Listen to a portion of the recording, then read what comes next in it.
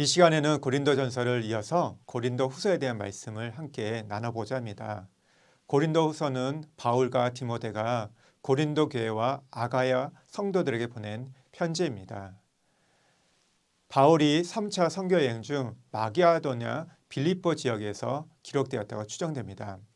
바울이 이 고린도후서를 기록한 목적, 이 배경을 보면 디도를 통해서 고린도전서를 보냅니다. 그러나 오랜 시간 동안 아무런 답이 없었기 때문에 답답함을 느끼게 되었는데, 그러다가 어느 날 빌립보에서 돌아온 디도를 만나게 됩니다.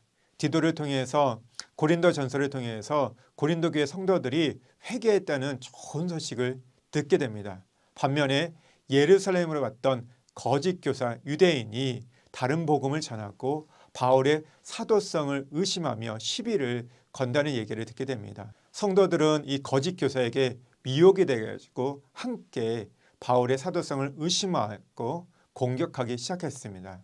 바울은 오해를 해명하기 위해서 이 고린도후서를 통해서 자신의 사도직 직분과 또 거짓 교사의 정체를 폭로하고 예루살렘 교회의 연보의 필요성을 강조함을 통해서 오늘 이 고린도후서의 내용을 써갑니다. 고린도후서는 질글에 담긴 보와 같은 바울의 영적 자서전이기도 합니다. 바울은 이 서신서를 통해서 자신의 개인의 감정을 많이 표현합니다. 때로는 그 논리적이었던 바울이 자신의 분노를 표출하는 것을 우리는 보게 됩니다. 고린도후서에는 바울이 자신이 어떠한 사람인지, 자신이 어떤 영적 체험을 하였고 자신이 어떻게 사도가 되었는지를 말해줍니다. 자신이 공격을 당할 때, 자신이 핍박을 받을 때 어떻게 그들을 대하였고 어떠한 태도를 취했는지를 알려주고, 자신이 사도로서 삶을 살아가기 위해서 어떠한 시련과 어려움이 있었는지를 이야기합니다. 고린도후서의 특징을 살펴보면 첫 번째로는 바울의 자전적인 서신입니다. 두 번째로는 바울의 감정이 자주 표현됩니다. 개인의 고난이 많이 언급되는 것을 보게 됩니다.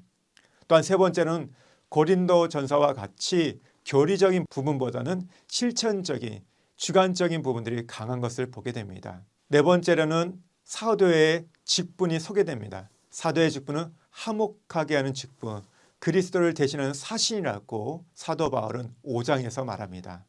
다섯 번째는 연보의 이야기가 나옵니다. 신약 성경 중에서 가장 연보에 대해서 자세하게 소개해주고 있습니다. 연보의 원리를 보면 첫 번째는 미리 준비해야 한다는 것이고, 두 번째는 억지로 인색함이 아니라 자원하여 드려야 되는 것이고, 세 번째는 자기 과시적인 것이 아니라 자기 희생을 바탕으로 드려야 한다는 겁니다. 그렇다면 이 연보를 드렸을 때 어떤 결과가 있을까요? 적게 심은 자는 적게 거둘 것이고 많이 심은 자는 많이 거둔다는 겁니다. 하나님께서 영적인 은혜만 아니라 모든 일에 넉넉하게 하신다는 것이죠. 그리고 하나님께서 기억하시고 반드시 상을 갚을 것이다. 이것이 바울이 말하는 연보의 원리입니다. 여섯 번째, 이 거짓 교사의 특징들이 10장과 11장에 언급이 되는데요. 이들의 특징을 살펴보면요, 교회를 이용해서 자신의 명예와 부를 추구합니다. 또한 그리스도를 이용하여 자기를 자랑하고요, 사도의 복음과 다른 진리를 전합니다. 또한 이들은 자신의 거짓을 숨기기 위해서 진실을 가장합니다. 그러나 결국에는 그 열매로 그들의 정체가 드러나게 된다는 것이죠.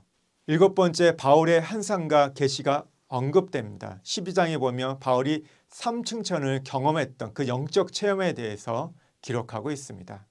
여덟 번째, 신약 시대의 축도의 기본 모형이 제시됩니다. 고린도후서 마지막 13장 13절에 주 예수 그리스도의 은혜와 하나님의 사랑과 성령의 교통하심이 너희 무리에게 있을지어다. 삼위일체의 사상을 갖고 축도를 합니다. 이것이 오늘날 교회가 하는 축도의 원형입니다. 마지막으로 우리가 고린도후서의 구절을 살펴보면 고린도후서는 크게 세 부분으로 나눠볼 수 있습니다. 1장에서 7장은 바울이 자신의 여정에 변경된 이유에 대해서 해명을 합니다. 왜 여러 번 가지 못했는지 그 이유를 설명하면서 자신의 이 사도직에 대한 그 중요성과 그 강조를 하는 것을 우리가 보게 됩니다. 8장과 9장에서는 예루살렘의 가난한 자들을 위해서 연보, 구제 헌금을 미리 준비해달라고 권면을 합니다. 마지막으로 10장에서 13장은 바울이 이제 적극적으로 자신을 공격하는 거짓 교사에 대해서 대응하는 것을 보게 됩니다. 그 가운데 자신의 사도직의 확실성과 재방문에 대한 확실성, 더불어서 그들에 대해서 징계할 것이라는 부분들을 강조하는 것을 보게 됩니다. 고린도 이 후서에 나오는 거짓 교사와 사도 바울의 주장을 우리가 살펴보면 거짓 교사들의 주장은 영광의 신학과 자기 자랑이었습니다.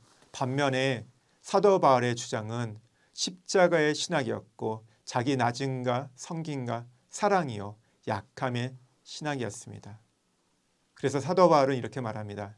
약할 때 곧 그것이 강함이라.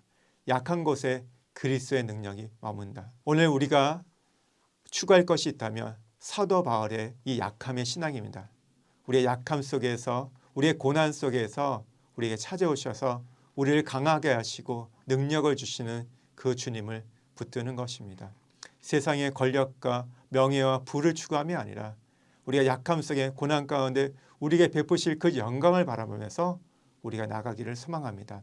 우리가 고린도후서를 통해서 그 주님을 그 은혜를 맛보는 저와 여러분 되시를 간절히 소망합니다.